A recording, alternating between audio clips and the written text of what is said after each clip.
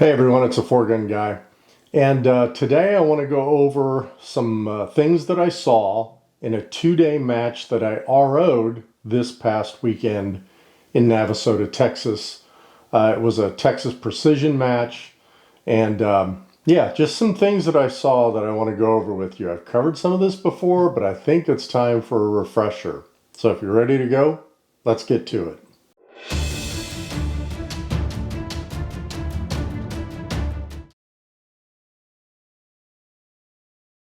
All right, well, this match was the Loophole Steel Classic up at my home range in Navasota, Texas. And Texas Precision put it on, and my buddy Prentice Wink and his crew did a fantastic job. So shout out to them. They really do a good job. 2-day match. I think they ended up with about 190 shooters, and I just decided to RO. So I had a good stage with a great partner. Chris Hall was the guy spotting, and then I was kind of running the stage, running the shooters. And I love doing this. And if you're new, and even if you aren't new, I would encourage you to go RO a match, even if it's a 1-day match, but especially a 2-day match, because you're going to see the top shooters. Morgan King shot this match.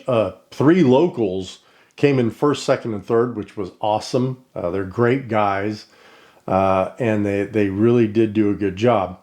But I just noticed things, and not from all the top shooters, some of the top shooters, not the ones I just mentioned, but other top shooters, I just noticed some things. Let's go over those in order. First off, I want you to look at this rifle. Right off the bat, you should see what's wrong.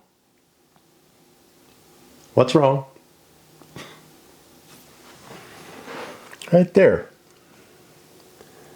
It's an empty match/stage saver. Okay?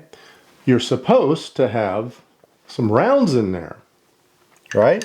So if something happens, you have to drop a mag and you didn't bring a mag, or you just have to drop a mag and you don't want to fumble with a mag and you only need to do one more shot. That's what this is for. I am not kidding you. In fact, I started counting and then I stopped.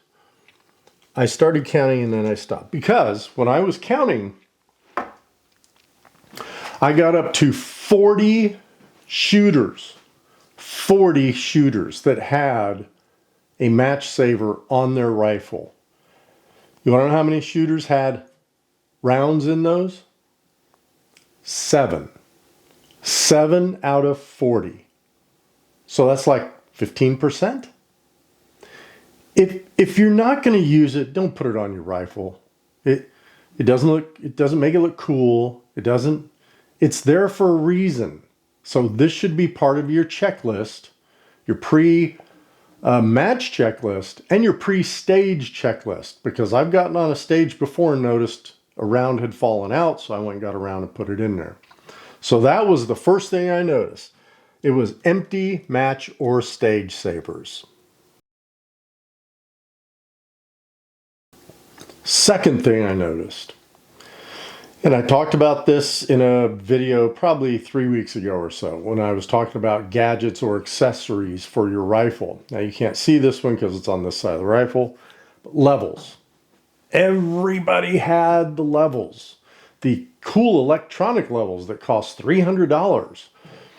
Again, guys, I'm sitting here running the shooters. I am literally standing here watching them shoot to make sure there's not a negligent discharge and that they're doing everything they should do. If they're running a gas gun, they're putting it on safe between movement, those types of things. But I'm looking at every level. And again, I would say the percentage was better here, but I would say a good 30 to 40% of the shooters shot off level every shot with an electronic level on their rifle.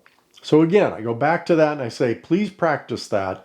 If you're going to spend that money, put that thing on your rifle. I use a bubble level now. I had a Send It, I sold it. In fact, I had 3 Send It's, I sold them. Bubble level works fine for me. But if you're going to spend the money, please practice with it and use it in a match.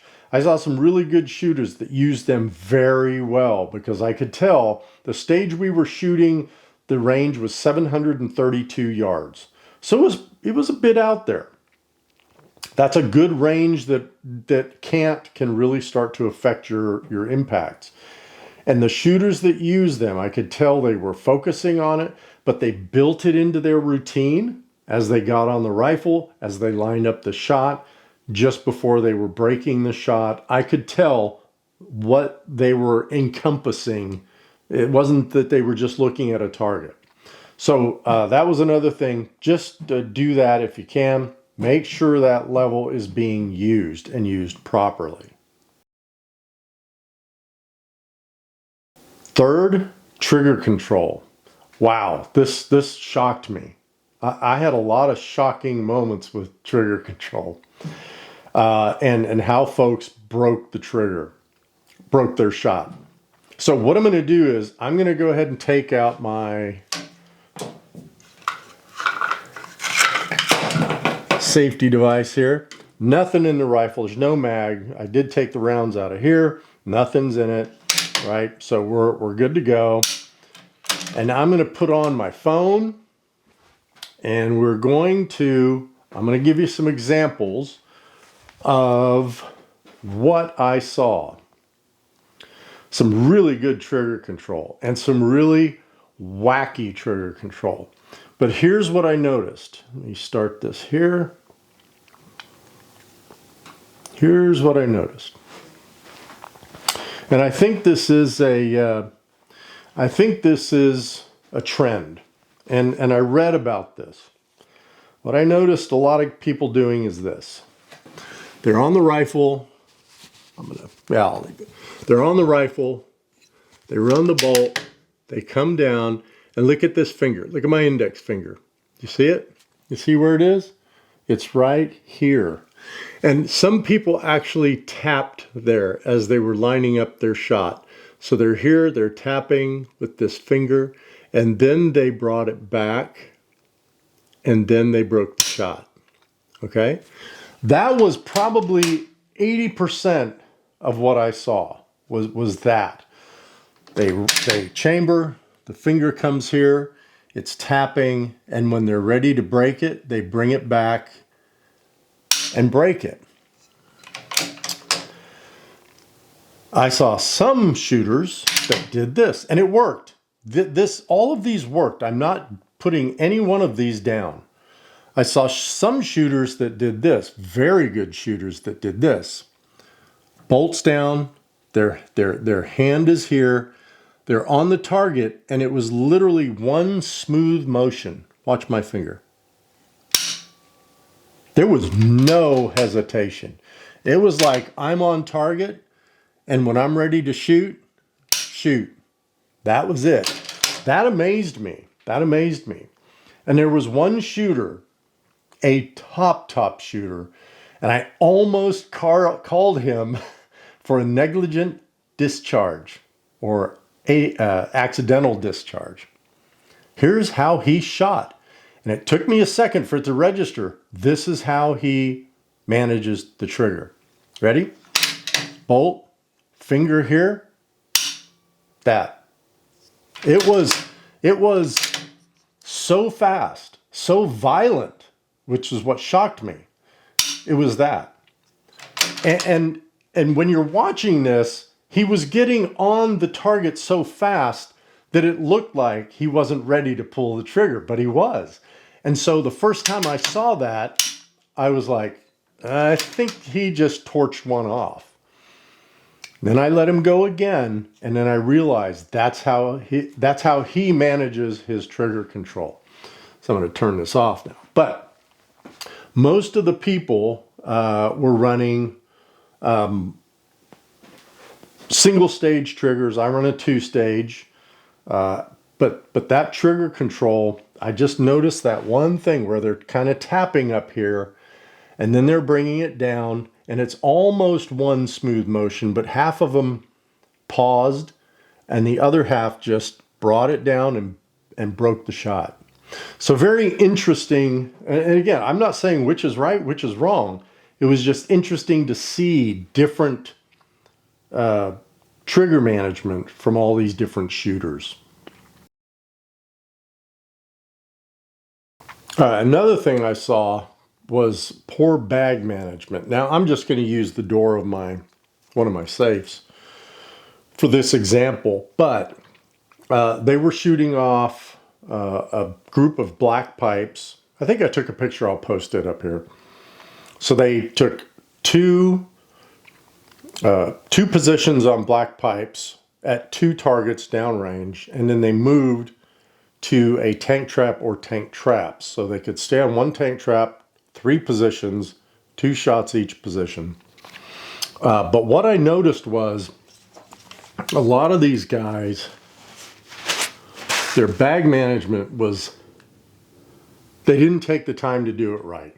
And I have to tell you that in this stage, I think out of 188 shooters, I think we had maybe 4 people time out.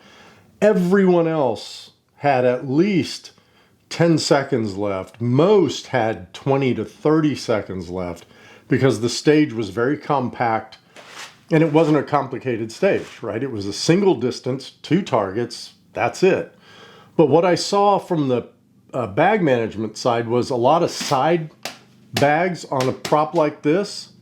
So what that did was, look at that, okay? A lot of not getting ready with your bag. So this bag right here should be this. It's in place, the rifle's on it, and now I'm there, right?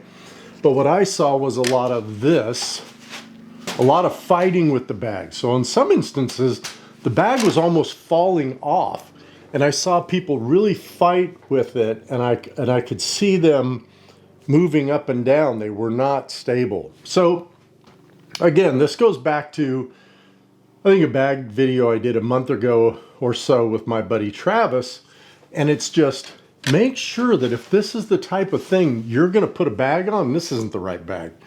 But this is too full. My comp bag is out in the back of my truck. But if you're going to do it, you're holding it like this.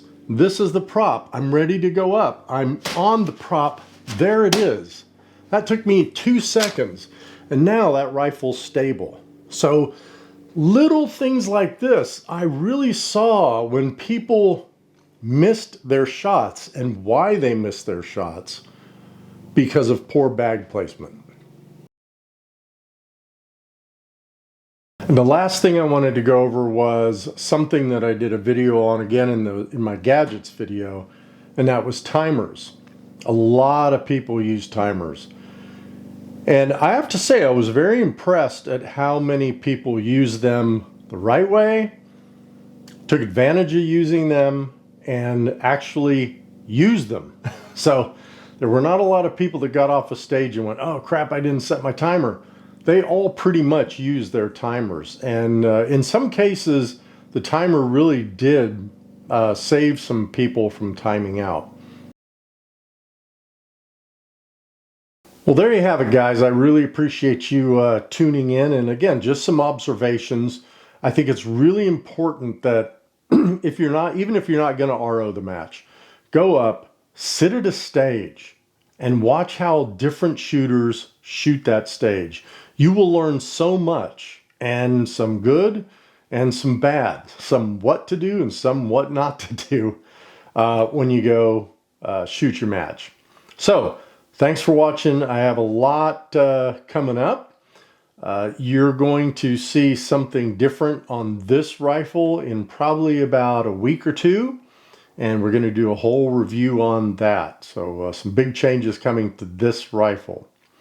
Thanks for watching, guys. All the likes, subs, comments, I appreciate all of it. And until next time, shoot straight.